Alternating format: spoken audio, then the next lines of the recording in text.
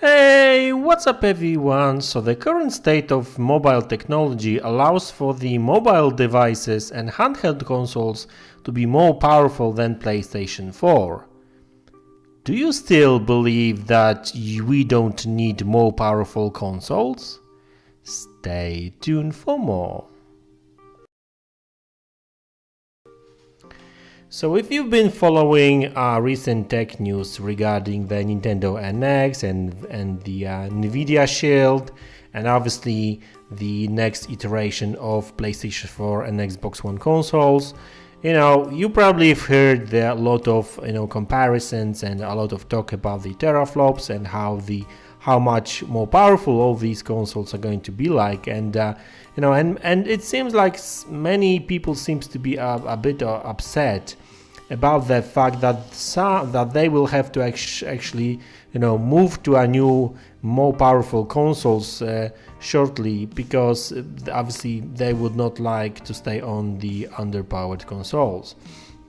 And obviously it's not to say that the current gen consoles, I mean like PlayStation 4 and Xbox One, are not really capable machines. I mean, the gaming experience that you actually get on those consoles is still fine and stuff, right? But the technology obviously advances all the time, and especially mobile one as well. And if you've been following the NX news recently, you probably have heard about the rumors saying that the Nvidia may actually be supplying the Tegra X1 or even X2 chip to the handheld NX device. I mean, which we already know that the NX is going to be, releasing on March 2017, right? So, I mean, obviously, if NX would come with a Tegra X1 chip, that would mean that it would be closely to the Xbox One performance, really. But if Nintendo would be able to actually supply the Tegra X2 chip for the Nintendo NX handheld, that would actually mean that the Nintendo's NX console would be at least on par with PlayStation 4, right? If not even more powerful. Now, we already have a sort of Xbox One performance kind of like a console, which is called Nvidia Shield, right? It comes with a Tegra X1 chip, which offers roughly around 1 teraflops of compute power, which obviously is pretty close to the Xbox One performance, right? And we're talking about a handheld console, a mobile kind of device that usually needs to be low power and stuff. And and people still say that they don't need more powerful consoles anymore. I'm talking about home consoles, right? I mean, if Nintendo NX will really come with a Tegra X2 chip or something similar, at least on power, that would actually mean that you would be able to get Uncharted 4 quality of graphics on the handheld, right? We're not talking about 3DS kind of graphics. We're talking about PlayStation 4 kind of graphics, right? Even Wii U would not be able to actually present that kind of quality of graphics and performance, right? So it just goes to show how fast the technology changes, and the long generations just doesn't make any sense, right? Because obviously the Xbox 360 and PlayStation 3 were actually the only two consoles. That was the only generation that the console actually lasted so long on the market, right? Before the next generation of consoles arrived, because Xbox 360 actually lasted for like 8 years, really, whereas in PlayStation 3 for 7, because it was released 1 year later. So I mean, in 8 years right now, with a very fast-paced technology changes, you know, it's just not feasible. I mean, you know, your mobile phone will be actually more powerful than PlayStation 4 in probably next a year or two, right? I mean, that's the reality of it, right? And especially, I mean, look at the PC graphics chips and stuff. I mean, these are actually getting more powerful every couple of months, basically. And obviously, I'm not saying that Nintendo, Sony, or Microsoft should release a console every 6 to 12 months. That's not really the case, because obviously the consoles, you know, are better optimized and stuff, so you can actually get more performance, more out of the same hardware because of the better optimization and stuff, right? But this has some limits as well. There are some obviously hard numbers that you cannot basically break. I mean, there is this technological wall that you will not basically break, right? You know, you can now optimize a hardware to some extent, but there are some limits, right? I mean, you know, the number of teraflops that's going to change by software. So, you know, at the end of the day, you know, I am up for the new consoles. I'm not entirely sure if Neo will actually provide, you know, a real next-gen experience, really, but because that's just basically a 2.5 sort of performance increase over PlayStation 4. But, you know, PlayStation 4 is pretty capable machine anyway, so, and you know, the optimizations makes miracles. So, you know, Neo will probably last for another 2-3 years before Sony will have to come up with a new console, because, you know, the problem with Neo is the CPU, really, not really the GPU, because, you know, CPU may actually be a big bottleneck. Whereas the Scorpio is actually being rumored to have a brand new processor. I mean, at least much more powerful. Obviously, some people talk about the Zen. Obviously, that would be ideal, because then it's really and the initial testing results actually showing that it's really powerful CPU, and it will be able even to compete with the fastest Intel processors, right? So putting that into the console would actually really make a difference. But, you know, there's actually costs involved and stuff, so it will be very interesting to see how that plays out. But, you know, the whole point of this video is actually, you know, just to sort of make you realize that, you know, consoles have to evolve as well, and not like in big jumps, like every 5-6 years, because technology is actually changing too fast right now. And you know what? No.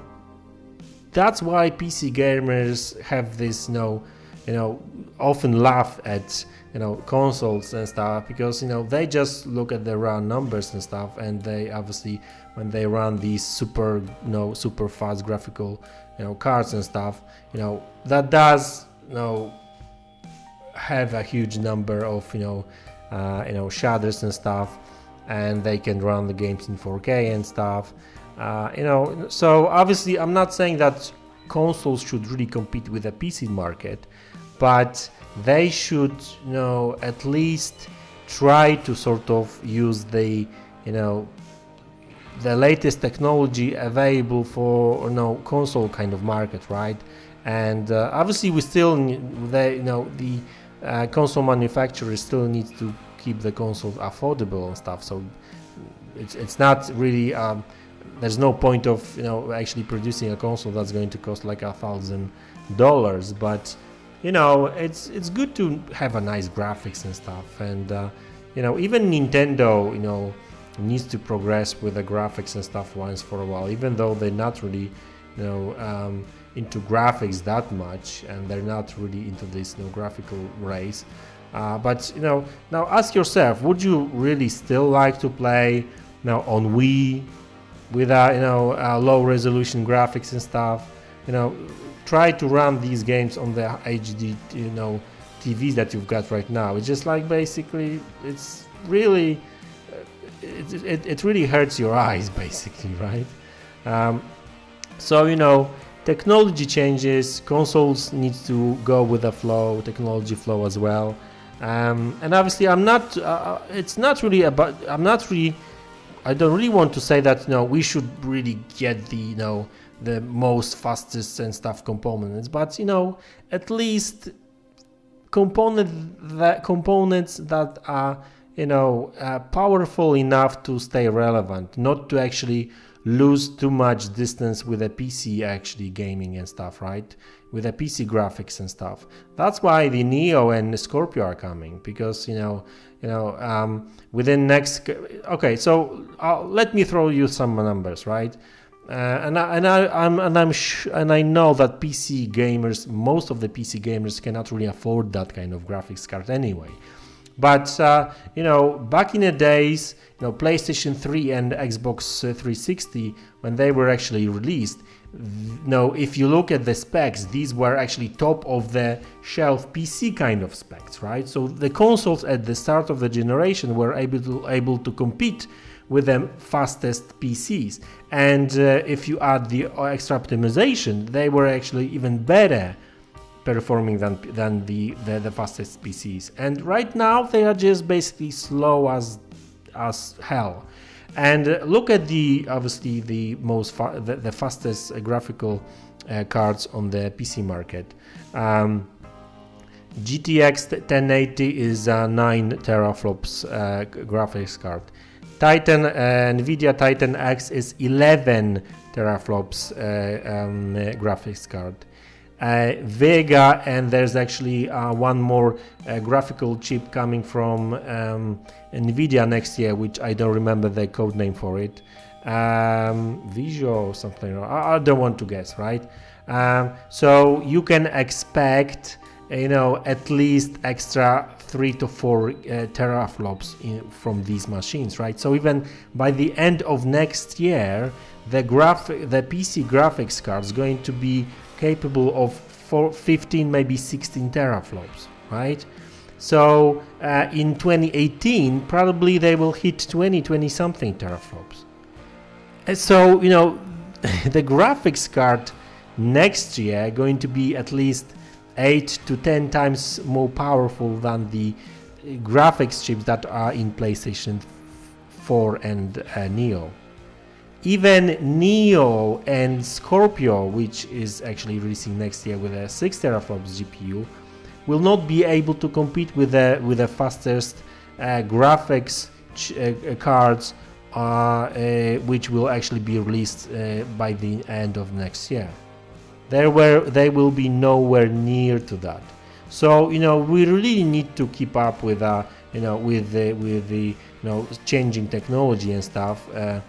And that's why I think that's the whole iterative console upgrades are needed, and because at the end of the day you cannot really have the console without any changes for like 6 years. That's not really feasible.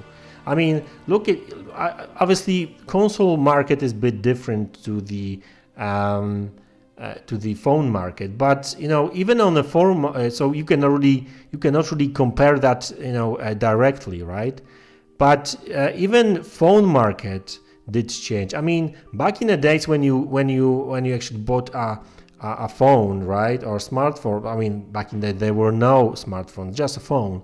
You could use it for at least a couple of years, no problems. There were no need, no there wasn't really a huge technology changes back then, right? But right now, smartphones are actually getting more and more powerful. They can do more and more stuff, right? Every single year. And so now with the applications and stuff that you've got on smartphones, try to run most of the applications you've got on Android or iOS phone on the phone that is like 3 years old. It's going to be slow as fuck, right? It's going to be slow as hell. So how can you actually expect consoles that are basically like 5 or 6 years old to actually keep up with the PC kind of like graphics, right? And I mean, for God's sake, I mean, we've got 4K monitors coming shortly, right? I mean, they're coming shortly. they are coming to our homes right now. There are 8K monitors and TVs on the horizon. Obviously that's just the future, but no, we will get there. So do you want to play 720p games on those monitors? Do you really want that? I mean, right now even PlayStation 4 games cannot keep up with 1080p games that runs in 60 frames per second on PC. Titanfall 2 runs at 900p on PlayStation 4 and in 720p on Xbox One. Because the amount of sheer graphics and effects and etc. that goes into this game is actually too much for the Xbox One and PlayStation 4 to handle in 1080p. These consoles are old. I mean, obviously we still can enjoy games on it and that stuff, but and it's good that Sony will not kill those consoles, right? So you will still get all the latest games and stuff just in the lower resolution. But we need to face the fact, right, that new and faster consoles are needed. That's it. Okay, that's actually a bit long video today. Yeah, there's quite a lot of thoughts I wanted to actually share with you. So yeah, so that's my thoughts. So let me know what you think about it. And as always, let me know. Obviously, thank you very much for sharing all my videos and stuff, and I really do appreciate that. And as always, let me know what you think about it. Comment in the comment section below, hit the like button, subscribe, and you take care. Bye.